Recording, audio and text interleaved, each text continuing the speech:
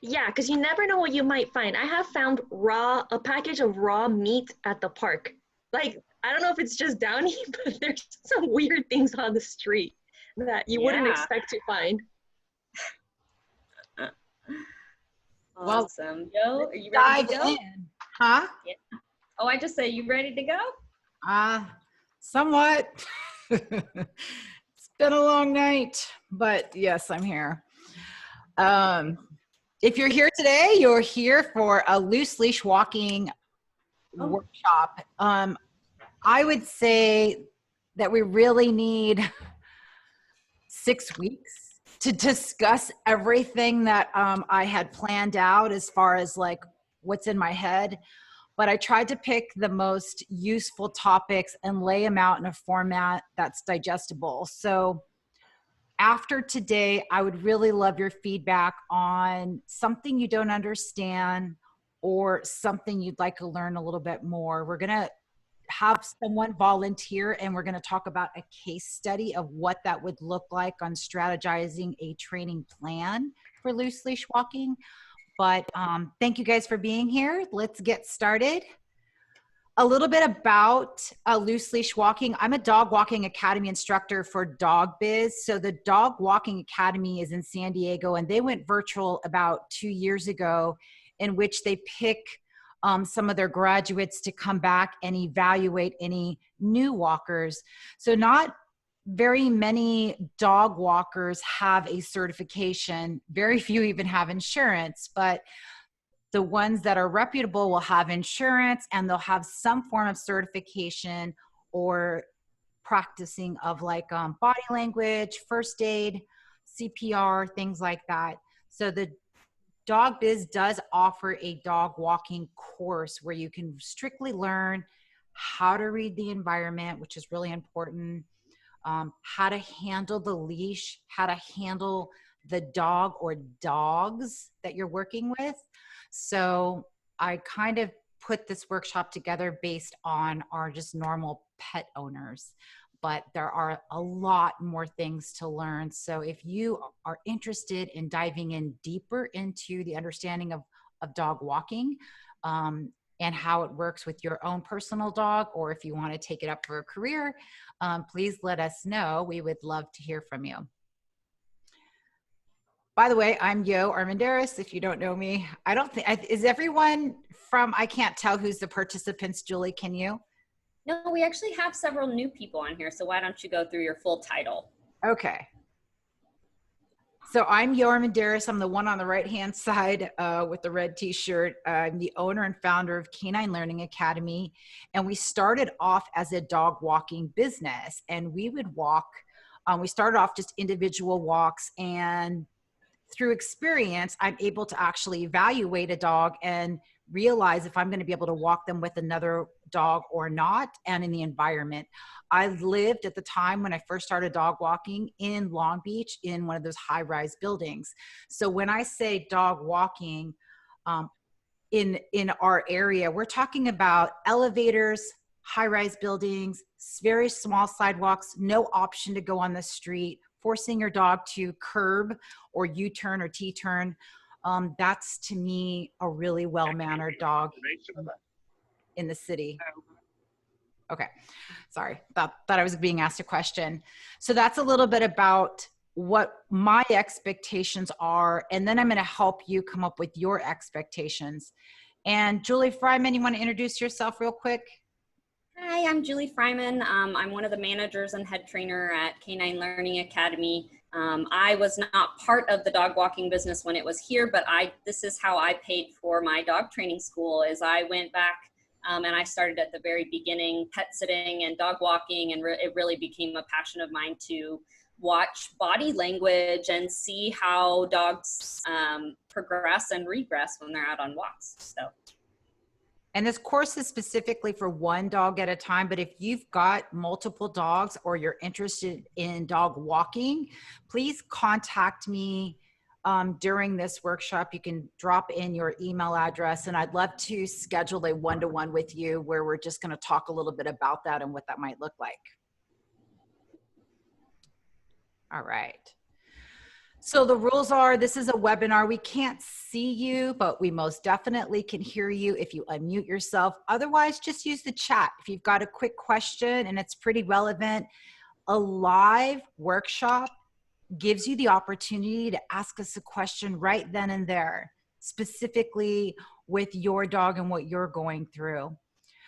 That's the advantage. We are going to record this and we're going to upload it to YouTube later with a private link. Actually, we'll probably have it on our Facebook page as well. So you'll have a link to this class in case you need to run. It's going to be recorded. We're going to try to keep the workshop right at an hour, but it may go over about 15 minutes. I took out so many slides because I was trying to make it very digestible. But again, if you want to dive in deeper, we can definitely go into a much longer workshop. So loose leash walking is not all about teaching your dog just to walk on a loose leash. It's also how to prevent your dog from pulling or how to correct the pulling. It kind of all works together. Also kind of having an understanding and a goal and a plan and what is defined as loose leash walking for you. So hopefully that's what you're going to get out of this when we're all done. But no one enjoys walking with their dog when their dog is overreactive or pulling. So hopefully with some tips today, you're going to be able to implement them right away and you're going to have joy walking outside with your dog, especially as it gets closer and closer to summer. In today's class, we're going to look at the problem, why we even train loose leash walking, why do dogs pull at all, and some of the training tools that we use. I'm going to go through three, like just basically the whole solution, the entire plan and how it's laid out. And then we're going to define the different types of walks that we use in our training program and how you can implement different types of walks to get a better loose leash walk. And then we're going to talk about introducing distractions and how to practice. So the biggest problem that we hear quite a bit, and this is one of the things that we get called on a lot, is that my dog keeps pulling. The walk is very frustrating. My dog is overreacting. Here are some of the questions that we'll typically ask. So let me ask you those questions. And if you can key in on your chat, does your dog try to drag you down the street? So the answer would be yes or no. Does your dog bark, lunge, spin when he or she sees another dog on leash? Does your dog bark at you nonstop when you stop to talk to someone in your neighborhood?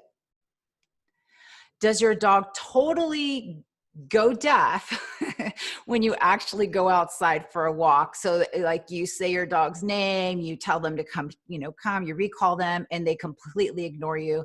Please type in that text, or any of these are yes or no. Does your dog stop and try and run back home every chance that they can? And I encountered that actually today. My dog did not want to go on a walk. And today is our exercise walk, and it's approximately 3 miles, and I'm, goal oriented, and I had to really pump and motivate him to go out, but on the way back, he was super excited. So sometimes you're going to get a little bit of that. So can you comment why you think dogs pull? Why do you think dogs actually learn to pull or are pulling already?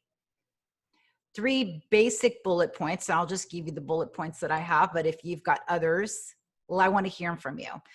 So a lot of dogs pull because there's something in front of them that they want to get to, whether it's a smell of the base of a tree, a fire extinguisher, they need to go potty, or they're following something that's out in front. Every time a dog passes in your neighborhood, they leave a footprint, like a real footprint. And a dog can really sense on that odor pretty quickly right when they get outside. So a lot of times you'll see dogs following or tracing that print. Some dog breeds are actually, and Julie can chime in on this one, really enjoy pulling, and they're bred to pull, and nothing makes them happier. So if you've got one of those dogs, and Julie, you can mention which breeds those are that absolutely are bred to pull. So you've got a lot of your working dogs that are going to be giant breeds or in the Spitz family, like Samoyeds, like Alaskan Malamutes, like Siberian Huskies, or even Newfoundlands and St. Bernards. You know, they were made to drag people out of situations. Their body is specifically designed to be a puller.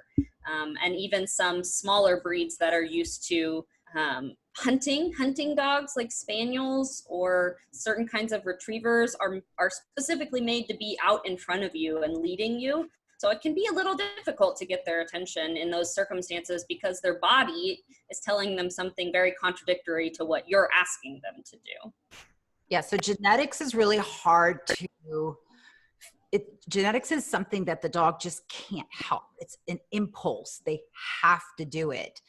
Training a dog like that to walk the way you define as the type of walk that you want it can happen, but it needs to be planned. You need to be very consistent with your plan, with your rules. And most importantly, you've got to understand why they're pulling. And you're going to try to use that why and turn it into a training, a reason to train.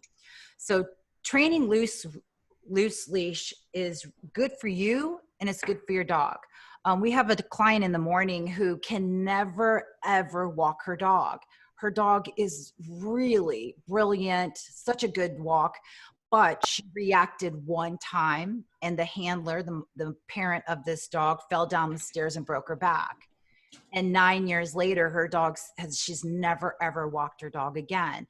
So teaching your dog to walk on a loose leash and to not be reactive can save you. It's also better for your dog to not have them be yanked and pulled and all that adrenaline running when they do see something that they react to.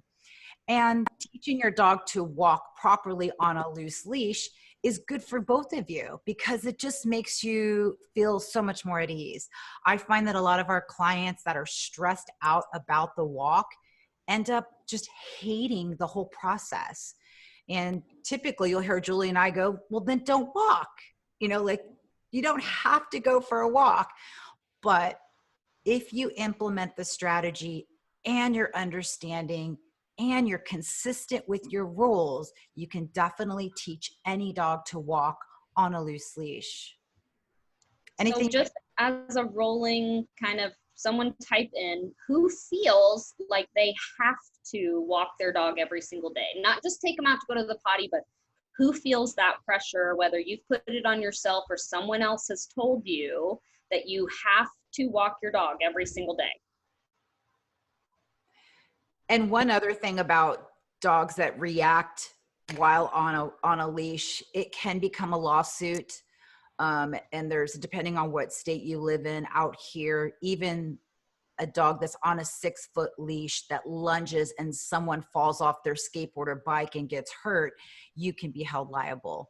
So it's important to teach your dog to walk calmly on a leash for a lot of different reasons. What kind of answers do we have, Julie? Yeah, several people. I don't know if it's a personally imposed thing or if someone has told you or made you feel bad, but just as a spoiler alert, you actually don't have to walk your dog every day. And people who live in Siberia or in Desert Valley, it's not even physically possible for them to walk their dogs every day, but they have other solutions. So just know it's not a requirement. There's no rule. It's not in stone. You do not have to walk your dog every day. And if it's not good for the both of you, don't do it. And if it's not fun, don't do it. And if it's not fun, and it's not, walking is not necessarily the best kind of exercise for your dog because your dog is an athlete. So just remember that what's exercise for us is usually just like, that's like a nap to them. Julie, do we have Josh and Dana on here? I'm not sure. I don't think so. Okay. They'll probably get it later. All right. So here are 3 steps to the solution.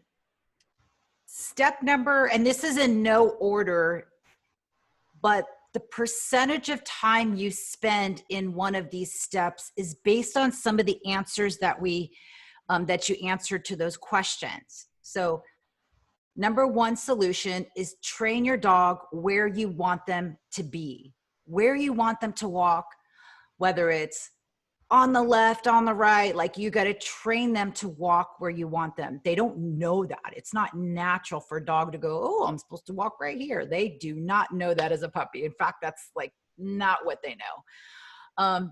Being prepared, having a plan, setting your dog up for success when you're teaching your dog means you're teaching them in the right environment. If you're just starting out and you don't even have your dog yet, and you have a plan on where you want them to walk, that's where you should be, is having that plan, knowing exactly what you're going to teach. But that environment that you choose is going to be very important, because in order to get success, you've got to start with the right environment. You have to create the right environment. You also, for teaching your dog body language, teaching your dog where you want them to walk, you also have to learn their body language. You have to know when they're stressing out, when they're content with this, or when this is a drag and they want to get through it, so that you can adjust, shorten the walk, make it a little longer, make it more fun. So that constant, make sure they're not coming here, getting that constant feedback to your dog. And then you have to practice, and we're going to talk about practicing in different environments. Reactivity. So if you answered yes to any of those questions before, you have a problem with your dog reacting to a trigger, or a problem with bonding of the relationship between you and your dog. That can happen for a number of reasons.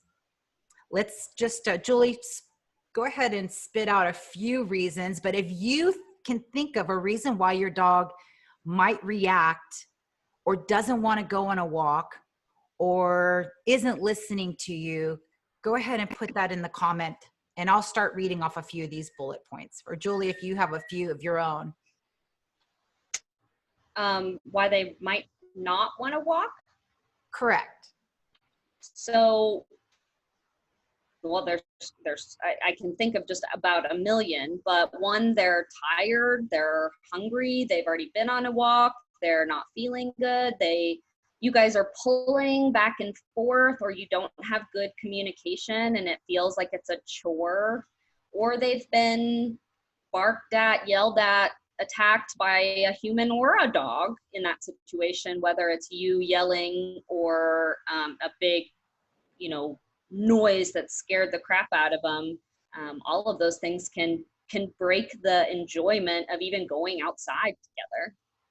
And different things in the environment can be what your dog is reacting to. And you want to know that. You want to know ahead of time exactly what your dog's triggers are, so that you can work on that separately. This solution is 3 different boxes. 1, teaching your dog what you want. 2, dealing with the reaction, dealing with the why not. Why not walk here? Why are you reacting to this? What is the problem, right? Why aren't you listening to me? That's number 2. That's how do we lower that reactivity? You're going to learn your dog's body language. You're going to make sure your dog has enough mental and physical exercise before they go out and be asked to deal with the environment. And then you're going to teach them an alternative behavior to the reactivity. And this is what we pound on in our reactive class, our rowdy rover class. These dogs, parents go through and they try to get them to walk on a really nice loose leash, but they've got reactivity issues. They've got issues that cause them to overreact. Therefore, they can't walk on a loose leash. You can't do both at the same time. Your dog will not be able to walk on a loose leash if the environment or triggers in the environment are causing them to react, because they can't hear you anymore. They're stressed.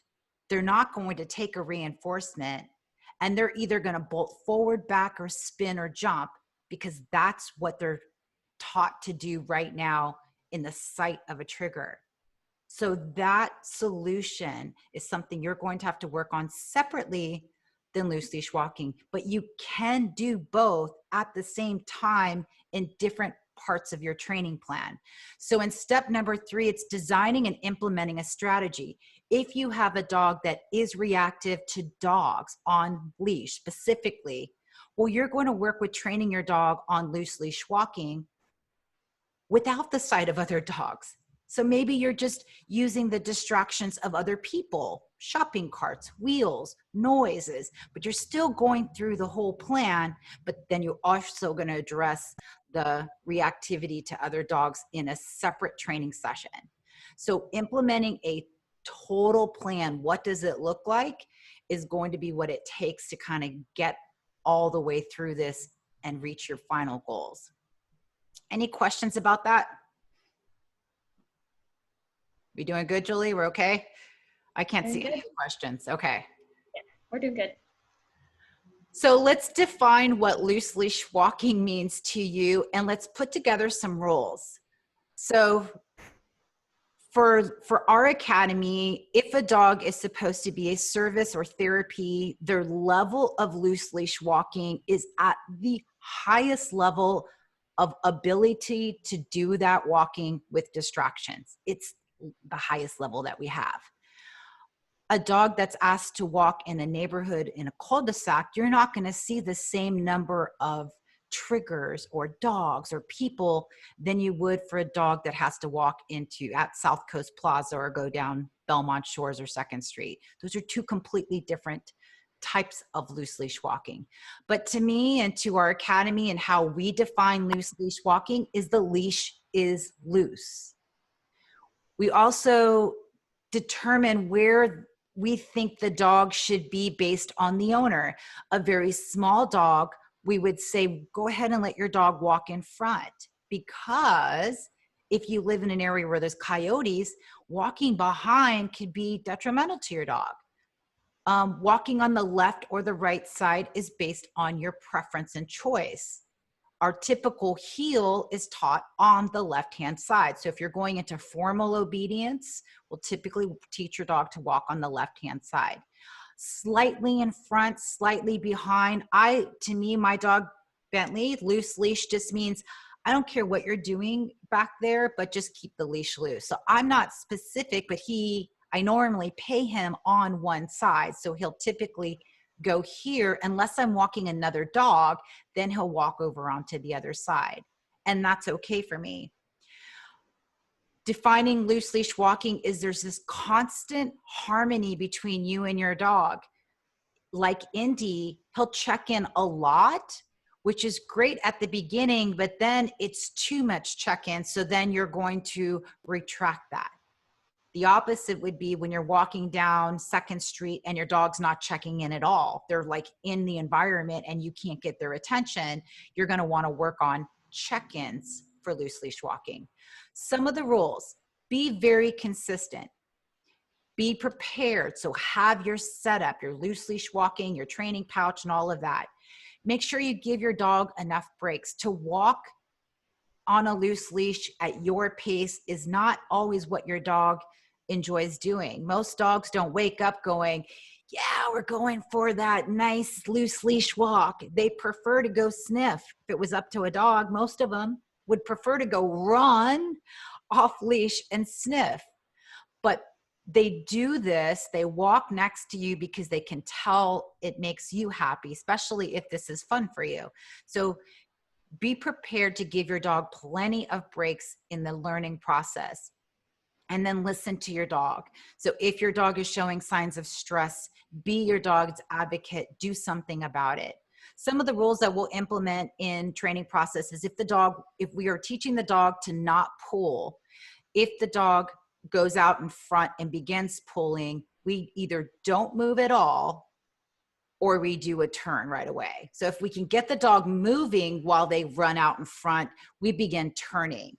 And what we're saying to the dog without saying anything is that if there's tension on the leash, I'm going in the opposite direction, or I'm going I'm going left or right.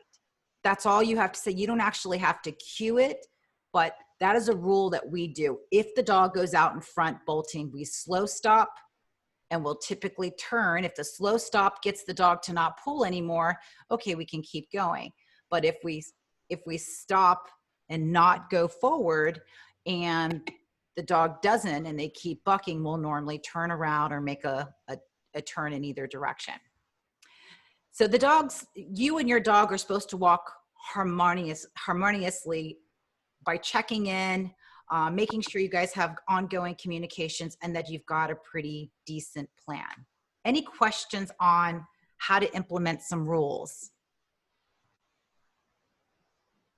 Not so far. If you guys do have questions along the way, just go ahead and type them in the chat. If we catch it in time, we'll stop and talk about it. If we don't, we will address your questions all at the very end.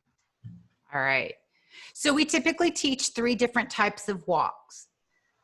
And I'm going to ask you what you think each walk is for. So we have a Sniffari walk. Those of you that have been in the reactive rover class, that is bat.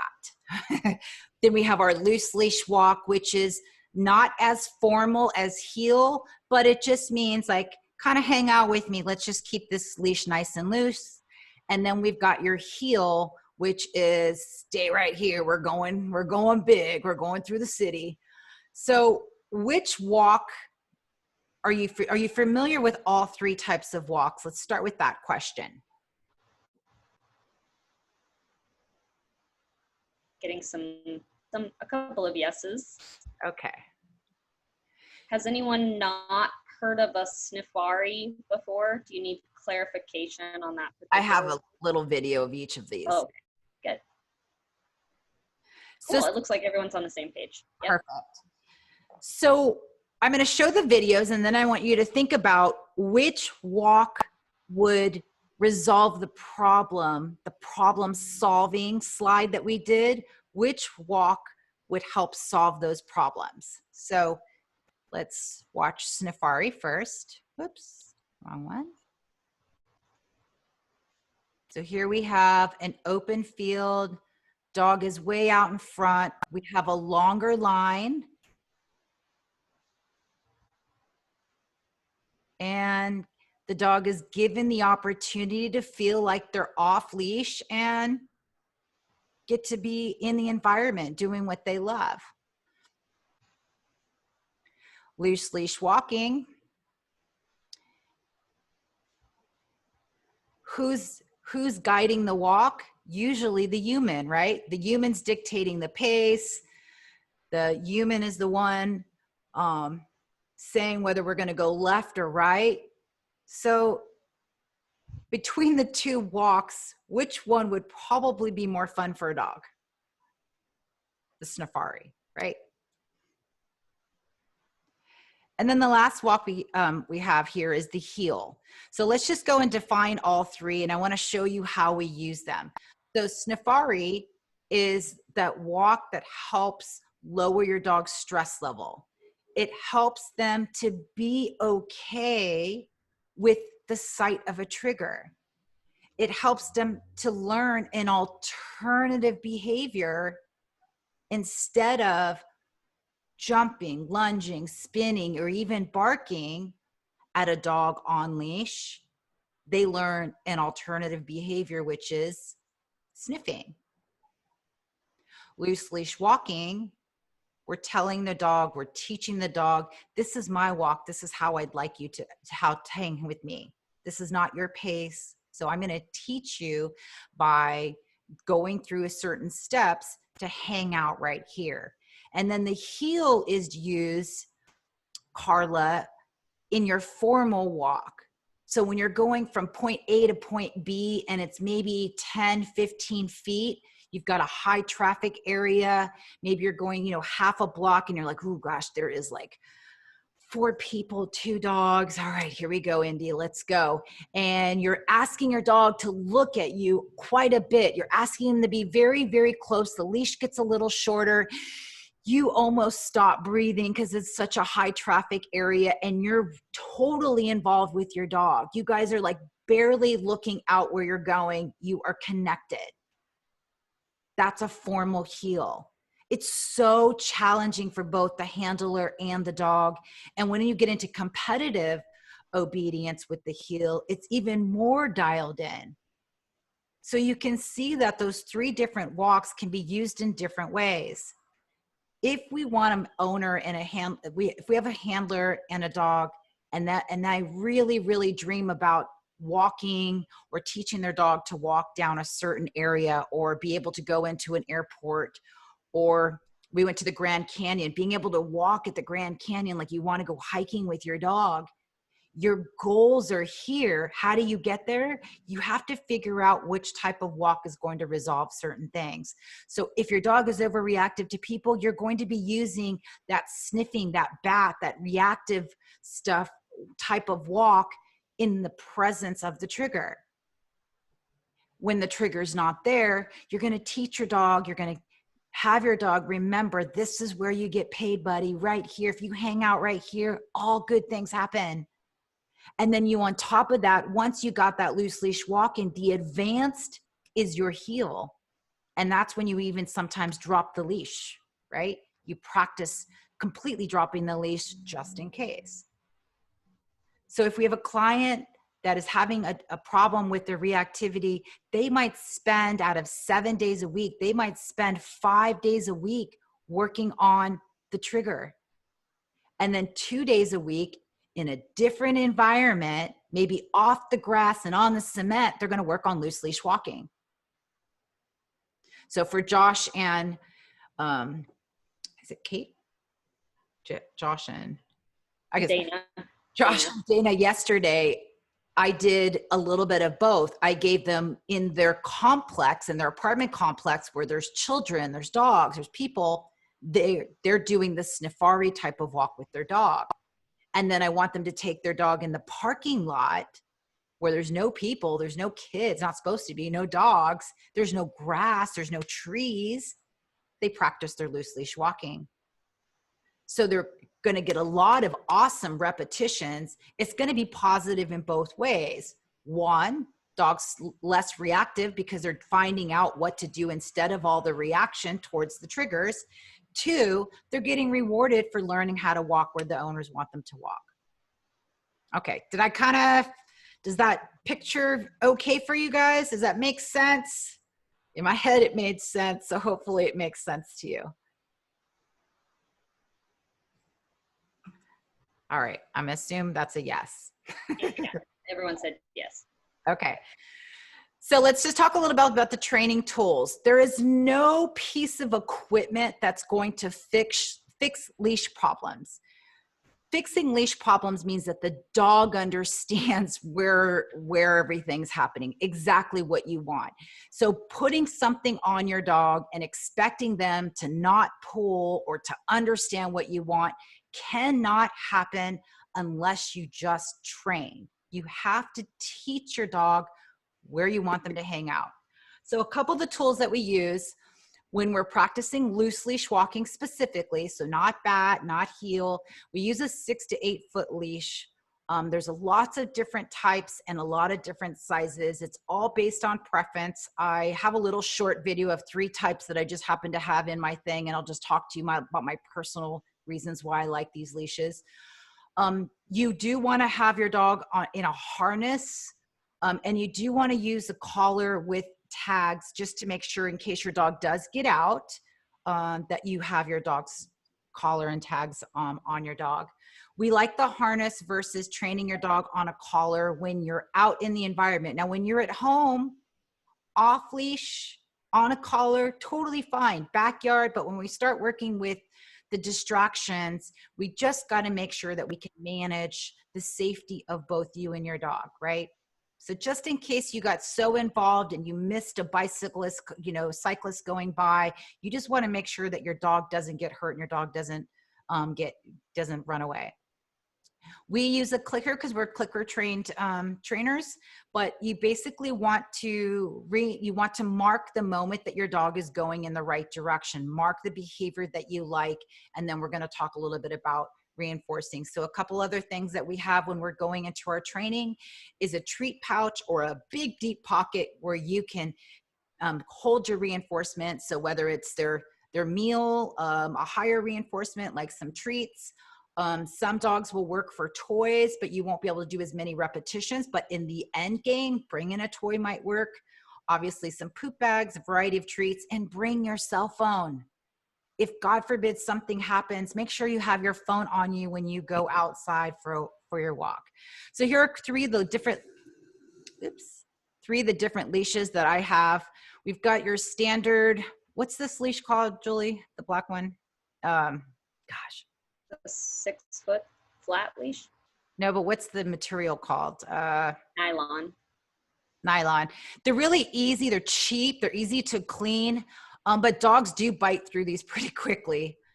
1/2 inch, 1/4 inch is based on your dog's weight and your preference. So my dog hardly ever pulls. I use a very, very thin leash because it just feels better in my hands. I've got scars from dogs that I've worked with, so it's just easier for me. The leather leash, a lot of people like the leather leash. I actually found one leather leash that I like, but I feel like they're kind of stiff. And as far as training goes, it's doesn't feel good in my hand, but a lot of people like it, especially if you can get it really, really worn in. And dogs sometimes like to put that kind of stuff in their mouth. And then we have the last one is the rope leash. This is also a Mendota rope leash. I like the material on there. It just kind of glides through my hand. So this is a 6-foot Mendota leash. It's really, really light too. And I can bend it and again, place it in my hand pretty easily. So those are there's so many different types of leash. We really frown upon, what are those things called with the the flexi leashes. They call them retractable leashes, but that doesn't actually make sense because they don't retract when you need them to. They only expand, so they're technically expandable leashes. But because you can't, in an emergency situation, there's no way that you can reel that in without actively grabbing that small line. It just provides a lot of confusion for your dog as well, because they don't know whether their end is 5 feet or 10 feet or 20 feet or 2 feet, and because it's a changing length all the time. So. If you would like a link to the video from last week on marker training, we break down how to use a clicker. This little video right here is basically loading a clicker. I'm going to skip that for now just so that we make sure we have enough time to go through the rest of these slides. So we teach loose leash walking into 6 different steps. So we're going to go through each step and we're going to talk about the why on each. I feel like if you learn why, you're more likely to understand and you'll be a little more patient during that step. And we're going to talk about the environment. So, before you go through your 6 steps of teaching your dog to walk loose leash, and you want to know and memorize these steps so that you can lower and increase your criteria as you go. Nothing gets more frustrating than your dog when you've done something like 5 times in a row and they're like, I got it. What are you doing? Like, come on, give me something. We see it a lot. We'll see a dog that, you know, we obviously know that they know what they're doing, but we want to go through some of the steps and they literally like walk away from us like, you're dumb. You know, so it's important to know those steps, all of them, try to memorize them and to go quickly up and down pretty quickly. So before you begin, you want to kind of understand, where do you hold the leash, right? There's so many different ways to hold the leash. I'm going to go through 3 or 4 and I'm going to explain to you why we would do it this way for each one of these.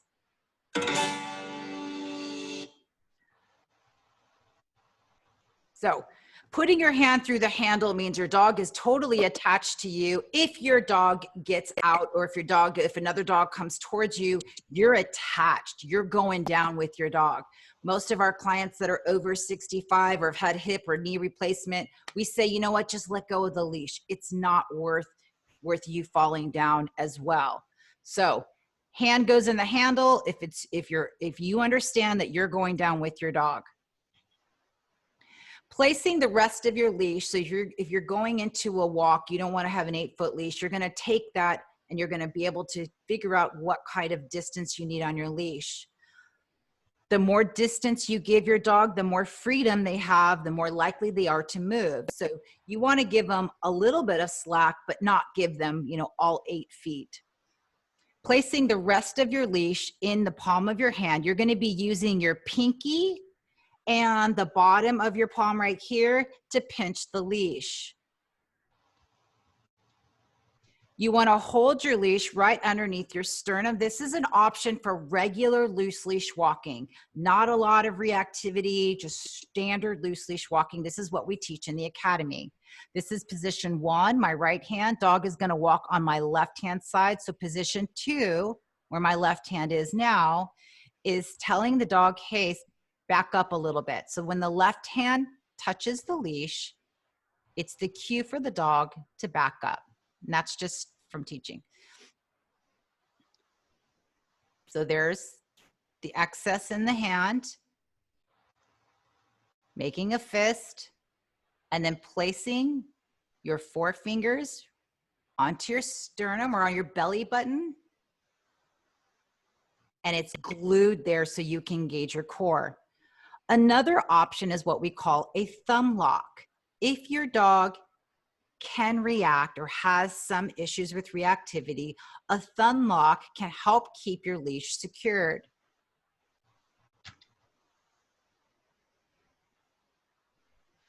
And I've actually held back more than 150 pounds of a dog with just a thumb lock. So it helps. So there's the positions again, 1, and here's position 2. That motion, when my dog feels that little slight movement in the leash, he'll normally just give me eye contact or go back into right next to me on my left-hand side. So little tiny movements can influence your dog's direction. So next, if you have an area in your neighborhood where you're going to be walking through a lot of distractions and your dog doesn't quite have a solid heel, there is also a thumb lock here on your left hip. So let's assume your dog is walking on your left hip. Now my left hand won't move because that keeps the leash short.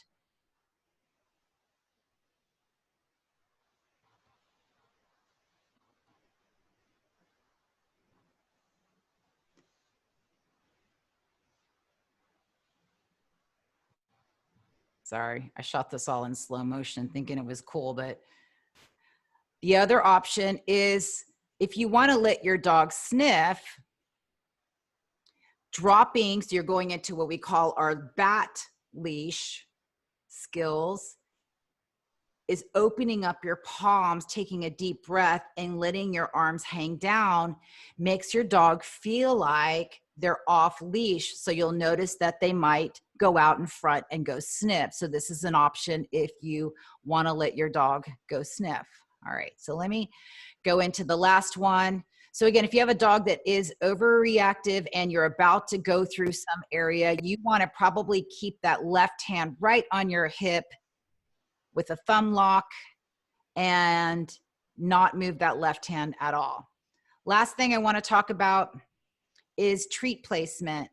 So if you're in your standard loose leash walking position, you're going to be letting go of the left hand and treating your dog where you want them to hang out. So if you're treating your dog on the left, you want them to hang out on the left. If you have a dog that might react at something out ahead of you, you're going to keep your left hand still, but you're going to cross over and use your right hand to treat your dog. You're going to keep that left hand attached to your hip. Please do not try this if you have back problems, because the twisting could exacerbate that. So if you are having back problems, try to treat your dog on the side that your dog is walking. I have a bad lower back, and what I do here, so just to clarify, when I'm crossing over, hips stay square and you're crossing from the obliques, the waist up, to pay your dog. That's how you refrain from hurting your back. You also bend your knees and you hinge at the hips versus keeping your legs straight and bending over. All right, so let's go into the steps for loose leash walking. So steps number 1 and 2, we're going to click for loose leash and we're going to click for eye contact. The purpose, the reason why we start right here is we need to build and establish a training history. We need to establish this is where your paycheck is always going to be. So we do that by making things super simple. And at the very beginning with a brand new dog, it's maybe 2 steps, click treat, 2 steps, click treat. Make sure you're feeding your dog while you're moving, or you're going to actually end up teaching your dog to sit. So here's steps 1 and 2. Loose leash pays off. There's the mark. My reinforcement is right behind my left thigh. I keep my hand right on my thigh. My dog comes to me if he wants to get paid. I usually or rarely will go over and reach my arm over to him. After you've established step number 1, he's got the hang of it, his leash is loose. You're going to delay your mark and you're going to wait for some eye contact. So a little eye contact towards you. He's naturally checking in, means he's already following you.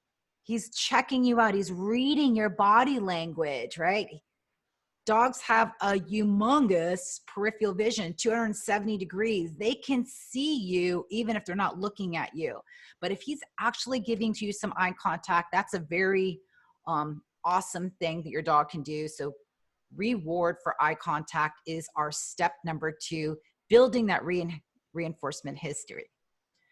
Step number 3, we focus specifically on the turns. You don't do all of these steps at once. You just need to know them so you know where you're at based on each environment. Step number 3, turns. If your dog is listening to you and watching your body language, when you take a step with your right, your dog's like, oh yeah, we're going here.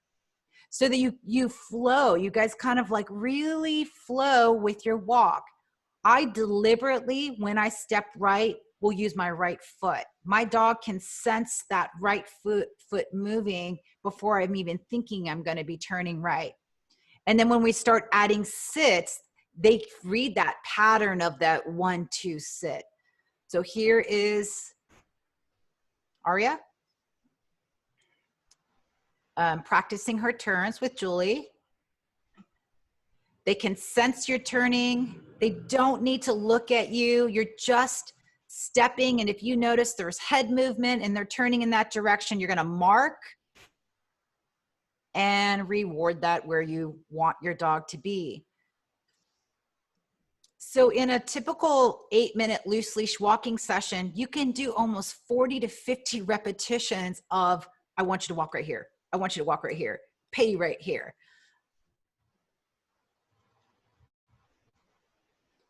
So there's the turn, and there's the mark, and then the reinforcement again.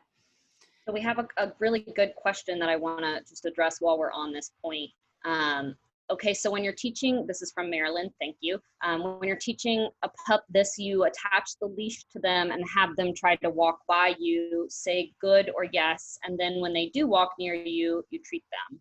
So you have all of the right steps in there. I think I'm just going to clarify.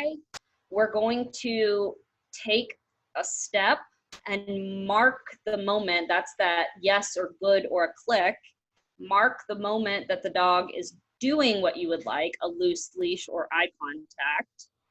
And then, so mark, and then you will reward them or reinforce them exactly where you want them. So the mark comes when you want it, or the mark comes when it happens. The reinforcement goes where you want them. So I hope that clarified that point. I'm going to go through the verbal part of this video. So I took out the audio because there's helicopters like when we're recording. So let me just go through this. Yes. Yes. Notice hand is out of the treat bag.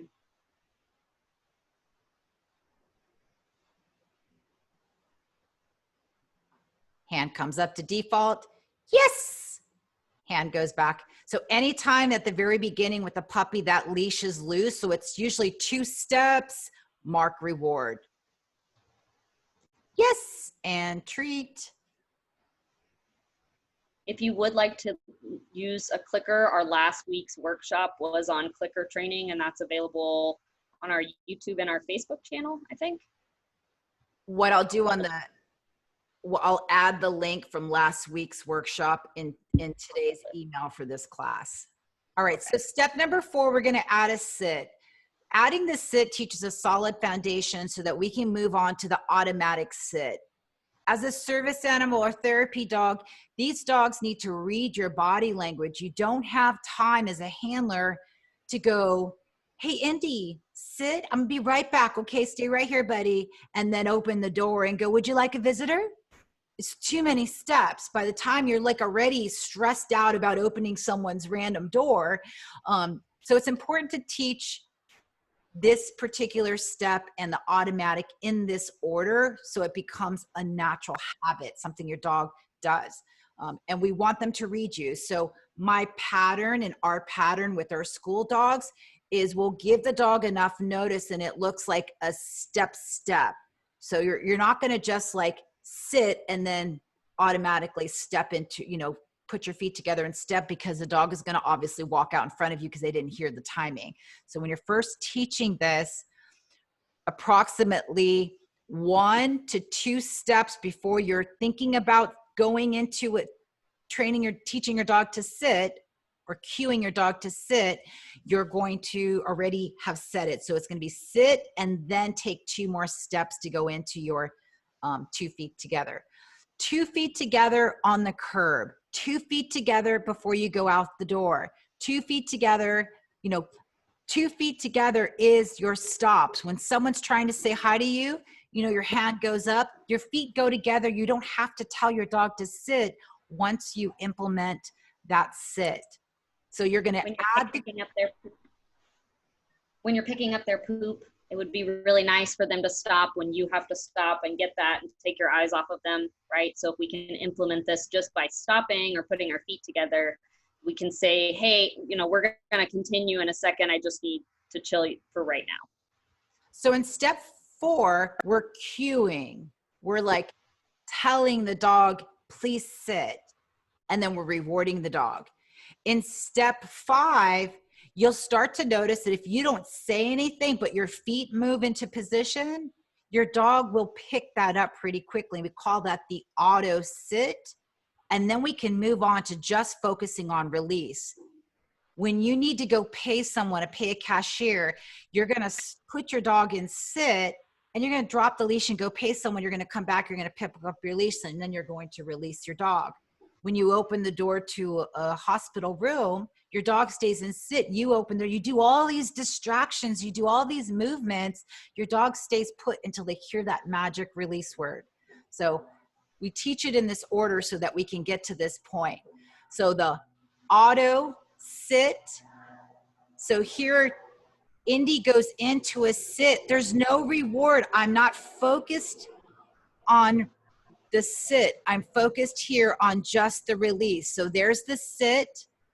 It's just a verbal praise, and there was the mark because when I released him, he got up. So see, the reward is happening on the move versus rewarding for the sit.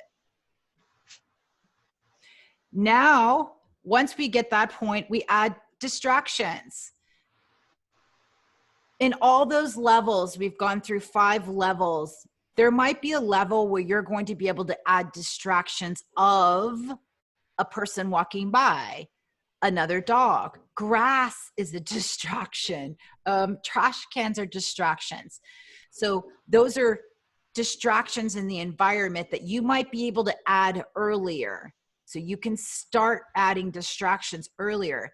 But at level 6, we're talking about the distraction of just focusing on the stay. So like if you ask your dog to sit or they're in a sit, there's all these distractions going on.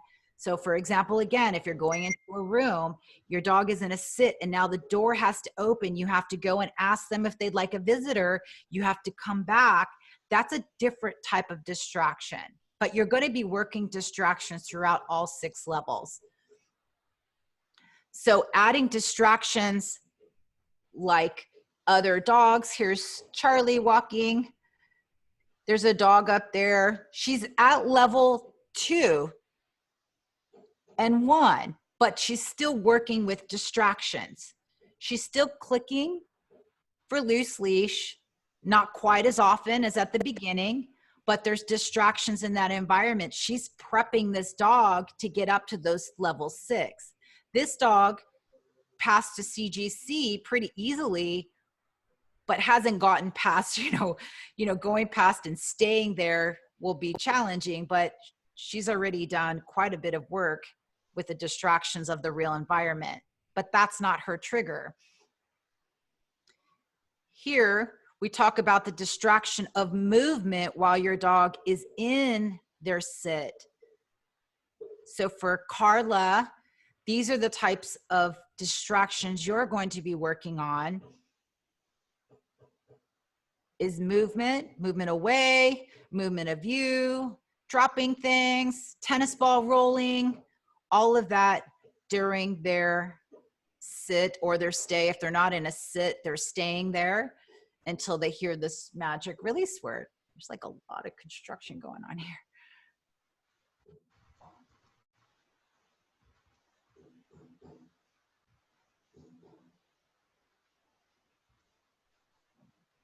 All right. So this is how that is our training strategy for teaching all those 6 levels. Every dog is going to train at a different pace and have little bounces of here and there. Here's how we work in the environment, just so you know. So whether you're starting at level 1 or you're at level 5, we always recommend starting from level 1, but going through each of these environments, and you would add the different environments into your total training plan. Whether it's 6 weeks or 12 weeks, you want to implement a little bit of this. So it look like this. When you first start teaching, you're going to teach maybe levels 1 through 3 or steps 1 through 3 in your home. Then you can take those first 3 steps. So you're getting some good eye contact, or your dog is sitting when you cue them to sit. You're going to go into your neighborhood, maybe just your front driveway, maybe the front of your house, maybe the backyard, and you're going to work on those 3 levels. Then you would go back in the house and you would teach levels 4 and 5. Then you'd go back out. So here are the steps for the environment. In your neighborhood, then an empty parking lot, a loose leash walking in a parking lot like a grocery store, pet store, or Home Depot, where there are people there. But if your dog is reactive to dogs, you're going to keep it at a grocery store or Home Depot and not quite hit the pet store. When your dog is ready for those distractions, you can use a pet store parking lot where you're most likely going to see another dog, but it's going to give you some distance. After that, then you can go into a pet-friendly establishment like Home Depot or or a pet store, based on where your dog is at whatever level. And then we like to use outside dog parks or beaches where your dog is walking loose leash, practicing those skills with a lot of triggers based on, like, if your dog is reactive towards dogs on leash, then we would do this at a dog park where your dog is on leash and they're in the sight of all these dogs moving. That is really challenging for a dog. And then you would go into implementing busy streets, going inside and outside the store, the airport, and things like that. If that is the goal, depending on where your goal is how you would implement that. Any questions on that?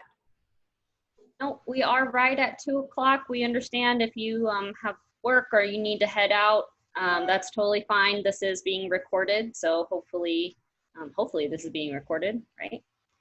And we'll be able to send you additional notes or the rest of the recording after this. So thank you guys. If you need to go, head out, and then we'll be wrapping up in just a little bit for the rest of you.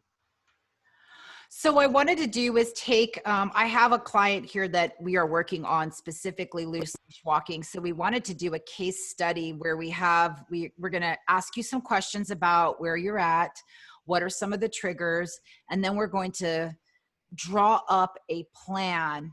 And so I wanted to volunteer. If anyone has a dog that you would like us to work with, I want you to put your name and email in the chat. And if you'd like to volunteer, here's what we would need from you. We would need video content of some of the triggers your dog is having, where you're at on your loose leash walking. And we're going to ask you questions about your ultimate goal. Like, what is your goal with your dog in as far as like walking goes?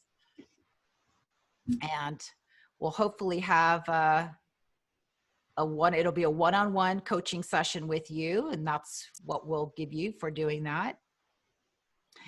Any questions about any of the content that we talked about? Is this for another day? I'm wondering. Yes, we would contact you within 48 hours once we choose, and then we would basically, I want to draw out a training plan for a volunteer, and then we were going to post it and share it on our social media page, on our Facebook private page, and just kind of give you some guidance. So it's just a way for us to say thank you, a way for us to kind of show you what the whole plan looks like. Like I said, it took me a little bit of time to put some of this stuff together, and there's a lot of content. So I just want to be able to do something and then bring it back, and then you guys can kind of see what a plan would look like. So next week, do we have a volunteer? A couple of volunteers for that. So thank you so much. If you guys go ahead and we have had, I think there's like 3 or 4 people that said, I'll do it. So send us your videos to our email. And if we're not already in a coaching session with you, sorry, Brienne, you're disqualified, you will be able to help you out and provide a plan in that way. So send us your videos. Let's pick somebody first. So I'd like to, if you can just tell us what your goal is, what your ultimate goal is. Like for me, for Julie, her dog walked at the Grand Canyon. That was a big deal for her to do from coming compared to where she was at. So that was a huge deal. So what is your dream? What is your goal with your dog? I'd like to know, and I'm going to pick one person. Sometime today, we'll just send you a message and say, hey, we chose you, and we'd love to set up a consultation or a chat with you. So next week, we're going to do recall. It's going to be more fun. It's recall games, making recalling coming to you fun. It's going to be exact same time next Wednesday, 1 o'clock. If you are enjoying this workshop and you enjoy some of the content that we've given you, we've got a couple different plans or packages for you. We've got the unlimited group class, and we've got in that we have prep school, tricks class, the advanced obedience, the rowdy rover. So if your dog is reactive, we highly recommend that class. It talks a lot about leash skills and environment.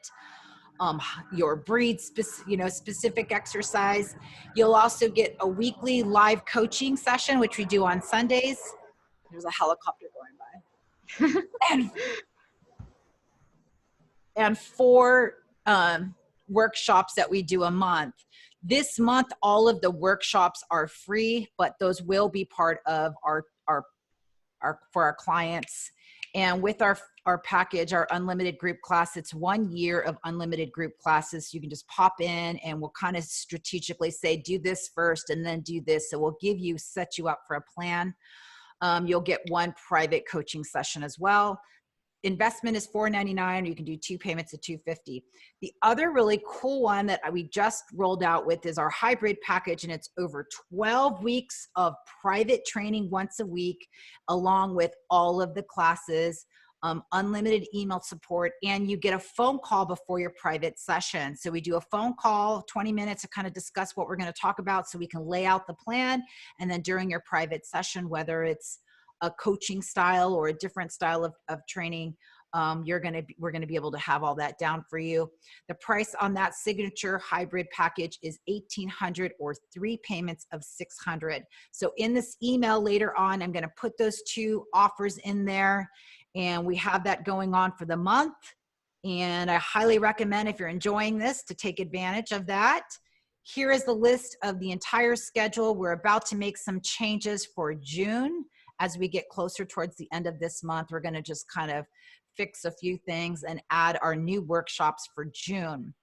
If you have a special interest, something that you really want to learn about, and we're not able to really get it to you in this format or in this platform, let us know. We'll turn it into a workshop, whether it's 1 hour or 3 hours.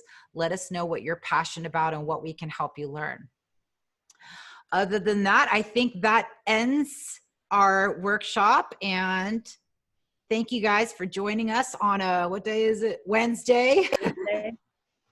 1 o'clock. Oh, look at Laura's here. Oh, we get a lot of cool people over here. Awesome. Yeah, we had about, I think 12 people total came to this workshop. These are our faithful, true clients that stay until the very end, the commercials, the reel at the end. So thank you guys for coming and supporting us and being a part of the Canine Learning Academy, family of trainers and classes. We really appreciate your support and your attendance. Yeah, we're having a good time writing this content. Not getting much sleep, not gonna lie, but I love it. Absolutely love bringing what we can. So looking forward. Tomorrow we've got puppy start, right? We've got watching all the little puppies and handlers roll around in the ground. That's going to be awesome.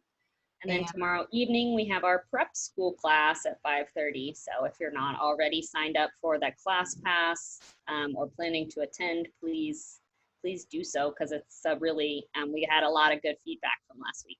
Carla, I actually have a wonderful video of Indy working completely off leash, but as I was uploading videos this morning, my that application, Final Cut Pro, totally crashed. So I lost it. So I've got to redo it, but I'm going to have it for prep school. So you're going to see that one. And his little crazy 8. I don't know if you knew. Yeah, you did know he did a little crazy 8. So, all right, guys. Later. Bye, guys. Have a good one.